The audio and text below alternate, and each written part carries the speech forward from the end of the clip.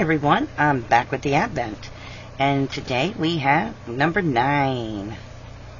So let's get it open. And it's kind of funny, you could tell what color it was because it was peeking. So number 9. Oh, that's a bright color. So here's number 9. It's very, very pretty, and I'm gonna lay it with the other colors so we can see them all together. And there's number 9.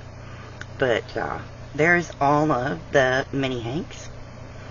And boy, are they pretty. And they are really, that's number 9. They are really something else, I tell you. I need to start winding them so I can work with them. I just haven't done it yet. So, stay tuned for tomorrow. Stay safe, be kind to one another, and happy yarning. Bye now.